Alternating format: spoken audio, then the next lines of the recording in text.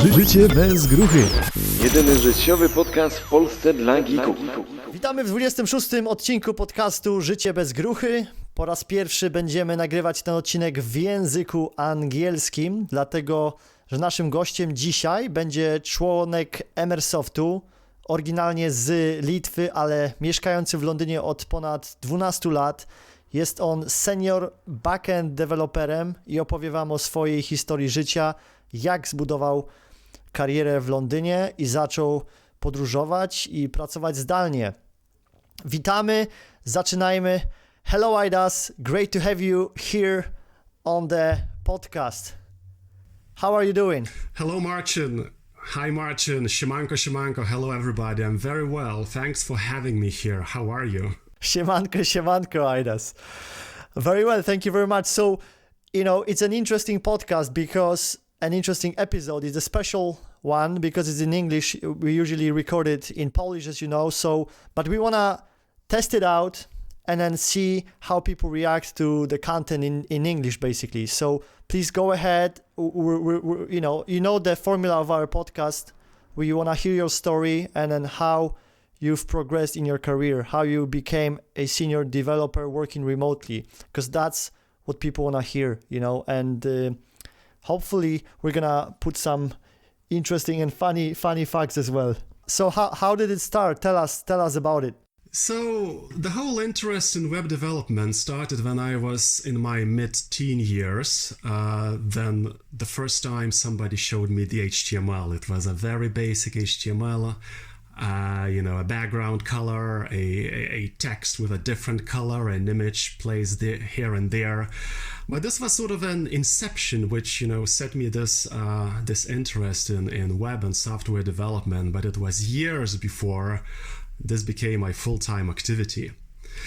Now, I studied software engineering for 2 years in my home country, in Lithuania, before moving to London.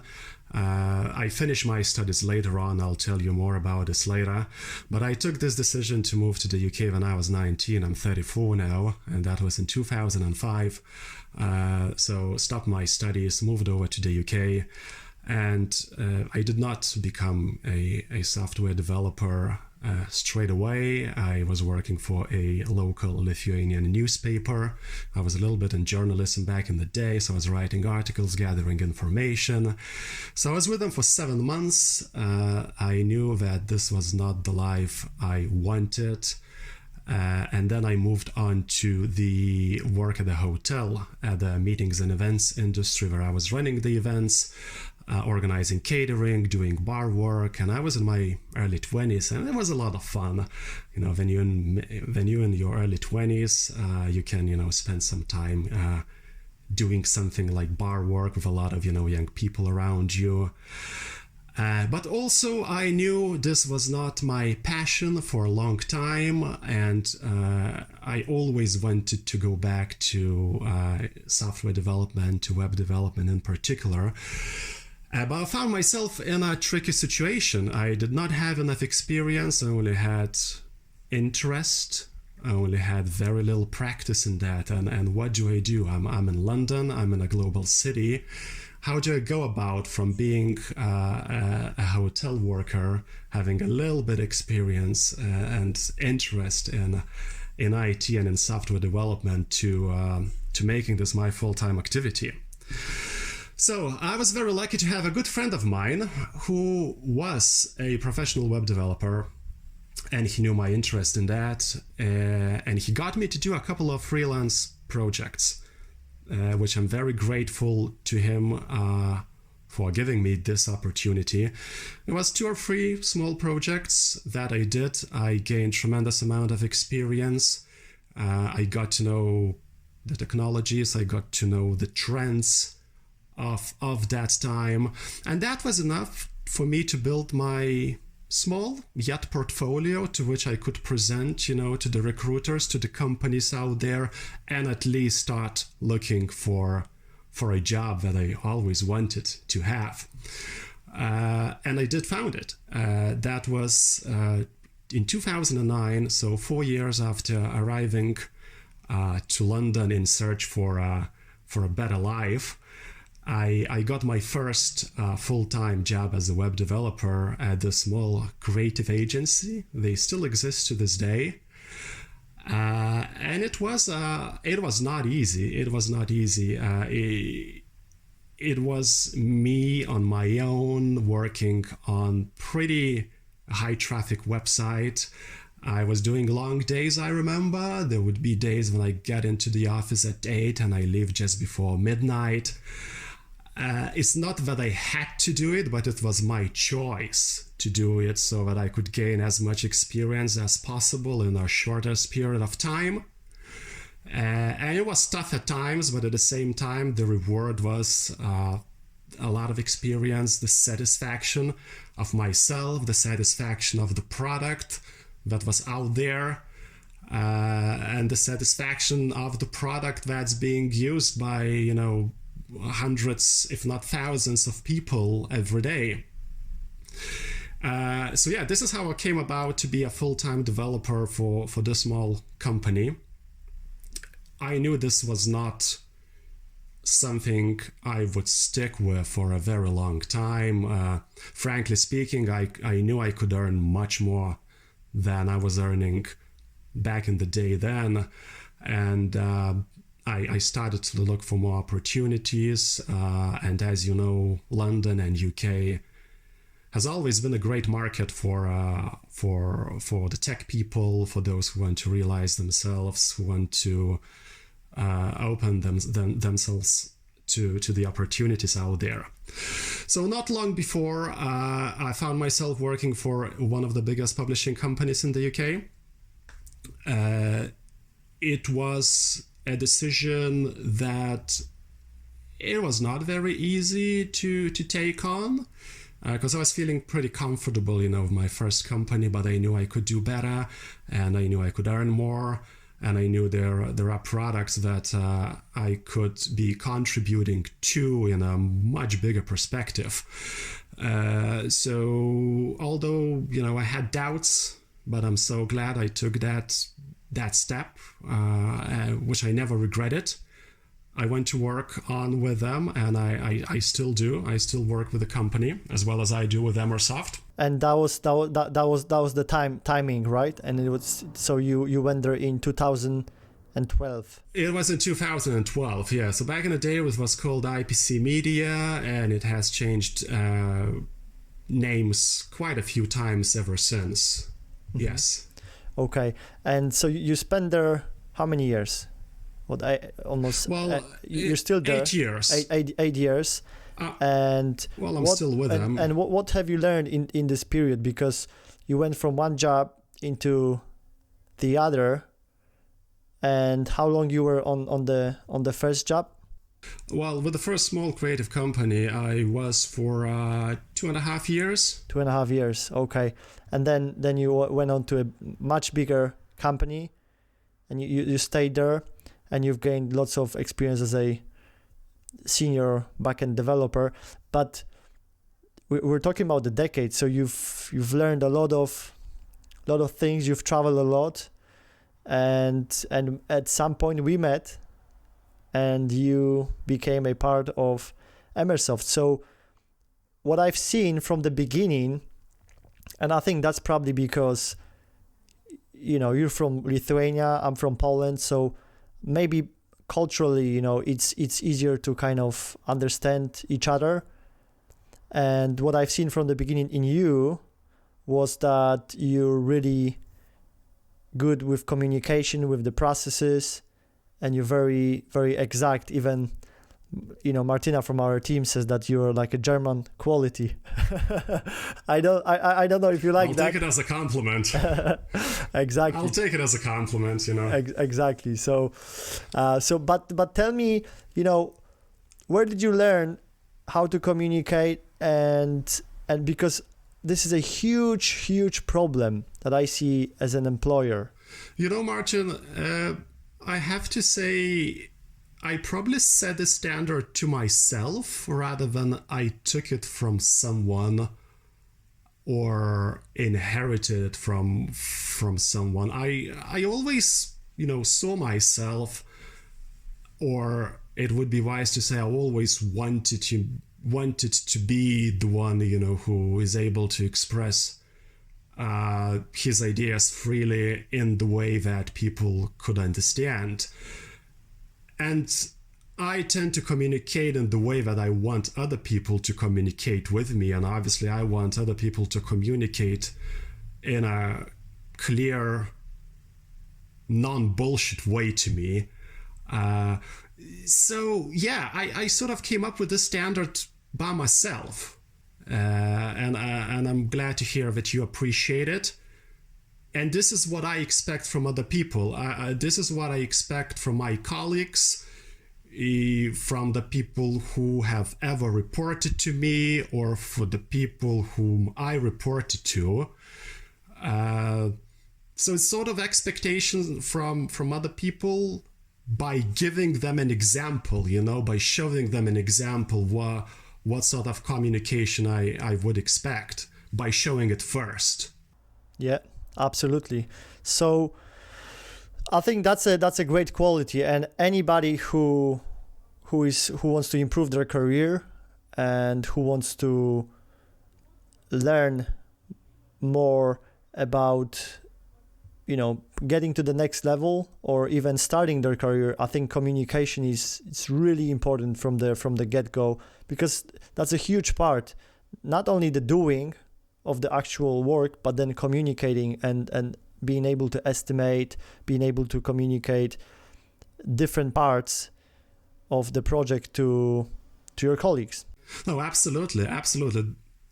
This is a part of any job we undertake, and it does not have to be the tech sector. It could be any sector, in the way you communicate, not only about the good things, but about the problems, blockers. This is the essential part of any process. Yet I have to say that not everybody is capable of doing it. Well, but what you're doing well is that you're communicating the process before you even start. So we jump on a quick project and then you communicate the process from the get-go. And I think that's really important to impress upon our listeners, that whenever you start a job and you start a project, you need to communicate what steps you're going to take. So you tell them what you're going to do, then you do it, and then you tell them what you've done. Yes, and this is what I think, is a standard, what should be a standard process. But it's not. But it's not always the case. That's correct. By talking of it, by scoping it to the detail that's possible, you obviously can oversee any issues before you even start the job. And this is sort of a precaution. You don't want to have the last minute rush. And we all know what the last minute rush is, and it's unavoidable. But if you can overlook, if you could spot the possible issues before you even, start the hands-on work, before you even start the job, that is only going to serve to your benefit. The more you understand about the project before you take on it, the better management you will have during it. And it's all about, for your own benefit. As I said, you don't want to end up in the last minute rush. One way or another you will at times, but the more you can prevent from happening, the more unexpected issues you could prevent from happening, or you could spot them sooner before it's late, or before it's too late, the better. Yeah. So tell me about, let's go back to Lithuania for a moment, and tell me, when you were 19, 18, what were you thinking as a developer? How times have changed? Well, so I was 19, relatively young age to leave my home country, and by moving to London, you obviously are exposed to a variety of cultures. You broaden your horizons, you broaden your points of view, you become more liberal. You don't get scared by seeing people of different races. Some people still do get scared, by seeing people of different races. You get exposed, to so many cultures, to so many opportunities. And, to answer your question, I think it gives you a chance to sort of experience life from very different points of view. You can see that, things can be done differently. You can see that many sort of different people can live in peace in one place. You get to know you get to know the markets that are global, that there is life outside your home country. So yeah, you get sort of exposed to a world. If I'm were you scared when you were 19 and you were about to leave the country, or excited? I was more excited than scared. I obviously had this idea of, something may not go the way I want to. But the younger you are, the better to move over to another country. Because back in the day, I really did not have anything to lose. What could I lose? Potentially, a couple of £100 that I had. Or be it, a grand. That's the most I could lose. There's nothing to lose, right? When you're younger, there's nothing to lose. There's nothing to lose, and you're not afraid. And exactly. And as long as you believe in yourself, which I always have, and as long as you have self-esteem, and as long as you're eager to learn, be it a skill like a language, being, a people skill like communicating, as long as you want to adopt, any opportunity that lies there in front of you, you're gonna be fine. And as long as you're good to people, as long as you're not an asshole living in your, small world, as long as you're able to accept people, accept different cultures, you're gonna be accepted. You get what you give. Amen. So to answer your question, I was not scared. I might have been cautious at the most, and for the financial reasons, of course. But I really adopted, the way we live in London, this lifestyle, very quickly. We're talking, a month or two, and I was feeling as if I'm at home, and it is my home in a way. I don't know, first or second home, that's another topic. But I got to this point of accepting everything around me, being positive about it, seeing the opportunities very quickly, and so there was no place to be scared, maybe a little cautious, but not to be scared. Okay, Aidas, so you basically left Lithuania, learned a lot from traveling, and you ended up in not only London but the US. So tell us about your experience. How did you go to the US, and how long you stayed there? So I met this lady who became my fiancée later. And so we had been together for 6 or 7 years before separating 3 years ago. She was American, and I spent a lot of time in the States with her, and she would come over to the UK, be with me for the longer periods of time as well. So yeah, I spent a lot of time in the States. It was great, not only for traveling, but this is where I started my remote working career. I was still with timing, and I basically, asked my bosses if I could go to the States for summer and work from there. And after short consideration, I got a green light to do so.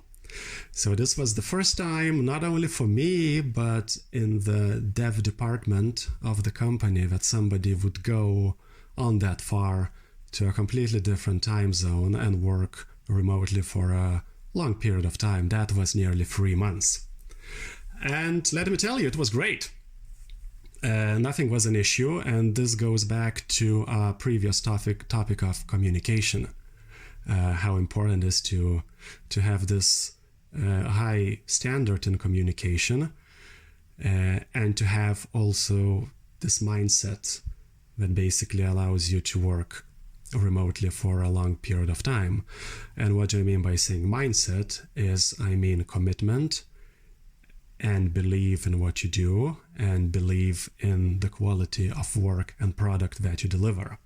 To be more precise, if you can commit to, sending that email every morning, putting, everything that you want to put in, not missing any dates, you're not missing any days when you do not communicate that way. So if you can commit, to sending that email, to being on that call, to, writing a summary, let it be anything. If your mindset allows that, I see no reason why you absolutely wouldn't be able and to some work people remotely. work remotely and they can't even write a summary of what they've done, and that's a big problem. Well, I feel for them, and that's something for them to learn, obviously. So this goes back to, something deeper than just a skill of communication. You first of all need to want it. If you want to go work remotely, you should also want to be able, you should wish to be able to communicate well, be it in writing or verbally. So yeah, during those 2.5 to 3 months, there hasn't been a day that, I would miss either a summary or another type of an email to be sent or any call. And this is how I got trust. This is how I became trustworthy, and I also trusted my colleagues who would respond to me in the same way. So it's a one-to-one relationship, if you know what I mean. It's not only that if I go work remotely, it's me who's delivering for somebody on the other side of the ocean. It's a two-way feedback. They also delivering through a good communication, through anything what's required in this process. Absolutely. So thank you very much for sharing your experience with remote working. And actually that was one of the next subjects or topics that I wanted to actually touch upon. And so what motivates you when you're working remotely? And I know it was a woman at that time in the US, but in general, when you wake up and every day you're delivering, you're communicating, what's important to you?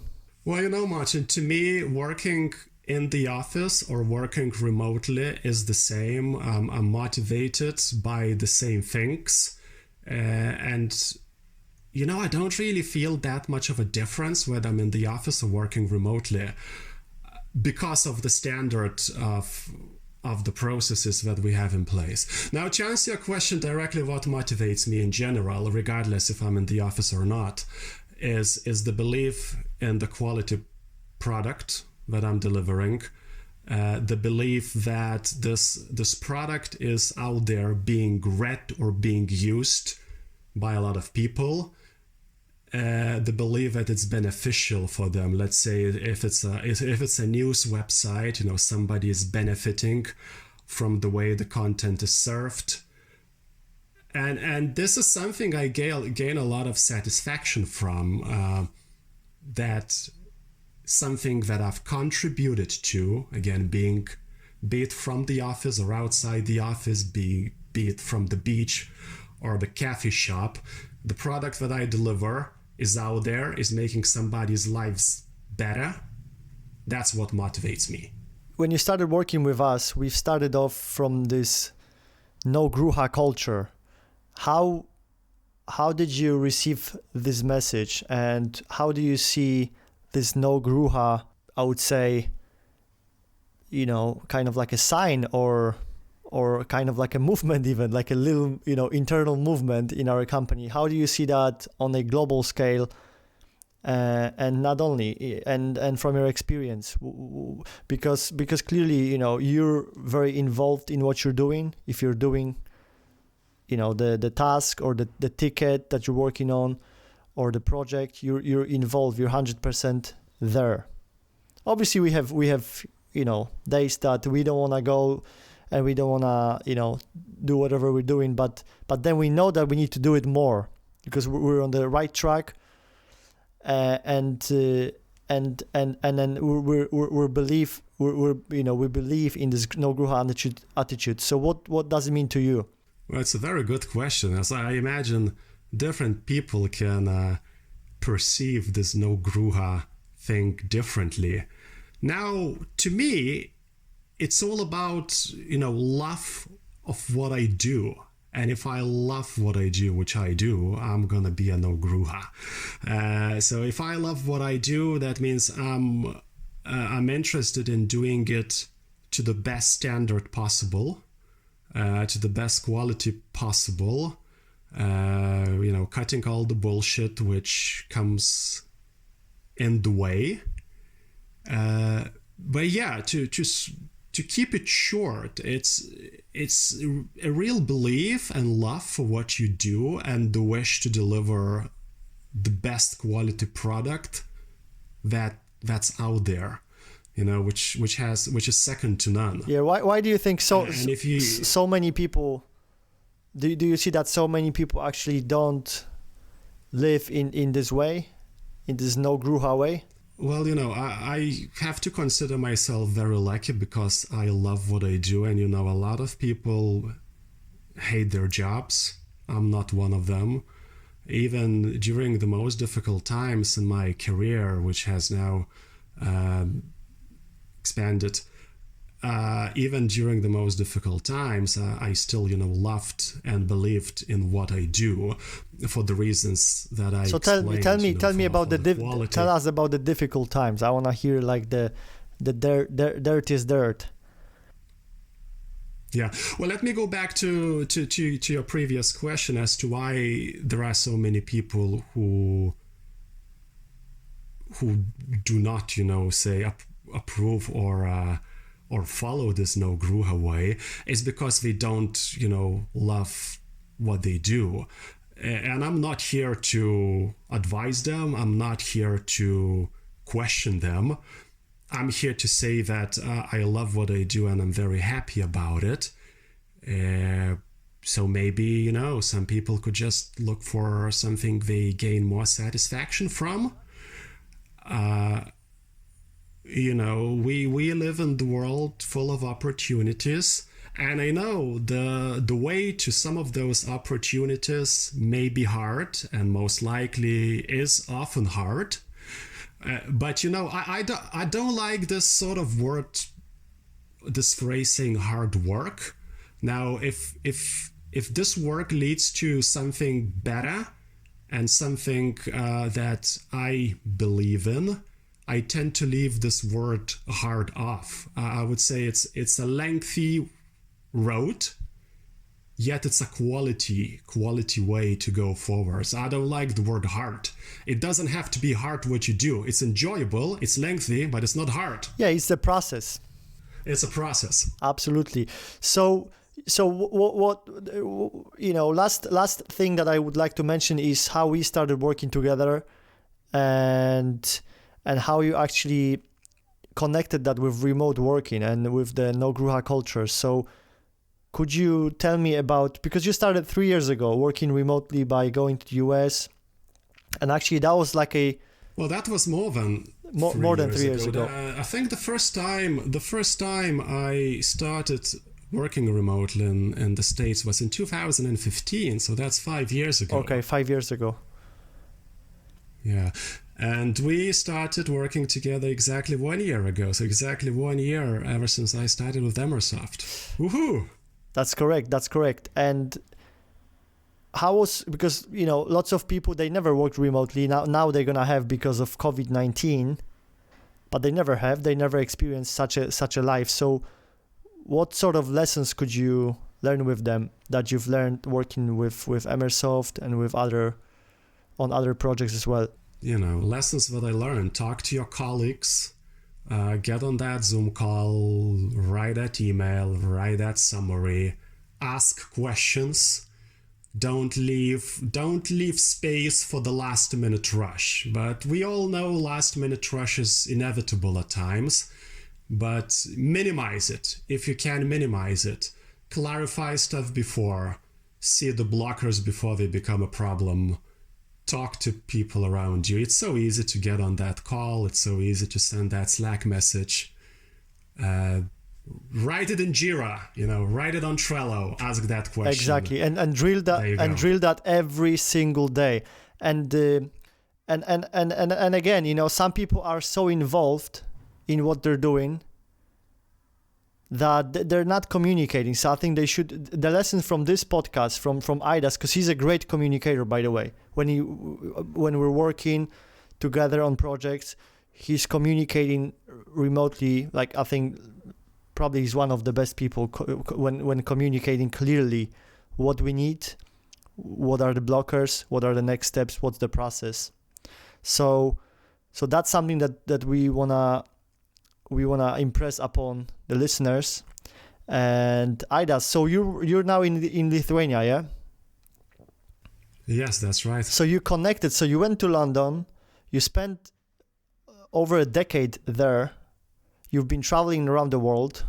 I know you've been to Saudi Arabia. You've been to Europe, and you've been to US, Latin America.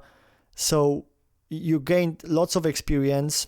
You're growing in your career, and now you're in Lithuania. So you went back actually to your home country. What made you actually go back? Is it like that you miss the culture, and it's because London is too much? Is it also economical reasons? London is never too much. Oh, London is never too much, Martin. And I spend a lot of time in London, as you know, and I can't wait for this pandemic to be over to make another trip to London. I spent significantly more time in Lithuania due to family reasons for the last couple of years. But London and the UK is very much in my heart. I'm officially a UK resident. And it will stay that way for the foreseeable future. I always love getting on that plane to London. I always love visiting my favorite coffee shops, stores, walking, South Bank. You can't become a citizen, British citizen, or you don't want. Due to Lithuanian law, I'm not able to hold two citizenships. Although I could, I've lived in London for such a long time. I'm officially a UK resident, but due to a Lithuanian law, I would not be able to gain another country's citizenship, which is fine. Being a Lithuanian citizen has never caused me a single issue, so that's all right. So I'm gonna finish in Polish. Aidas, thank you very much. Dziękuję wam wszystkim za to, że słuchaliście tego odcinka po angielsku. Jest to nowe doświadczenie, nigdy tego jeszcze wcześniej nie robiliśmy. Możliwe, że jeszcze zrobimy jeden odcinek, ale dajcie znać, co sądzicie na ten temat i zwłaszcza, jeżeli chcecie pracować zdalnie lub jesteście deweloperami lub robicie coś już w sektorze w IT głównie, to posłuchajcie tego, co on mówi, bo jest tam kilka takich istotnych rzeczy, które warto sobie zanotować. Ten gość pracuje zdalnie od 5 lat, ma sporo doświadczenia jeżdżąc po świecie i warto wyciągnąć właśnie lekcję od kogoś, kto to przeżył, kto tym żyje i ktoś, kto ma naprawdę dobrą reputację. Aidas jest naszym świetnym człowiekiem, więc dziękuję mu bardzo za ten czas, a my się słyszymy w przyszłym tygodniu. Życie bez gruchy. Jedyny życiowy podcast w Polsce stworzony dla geeków.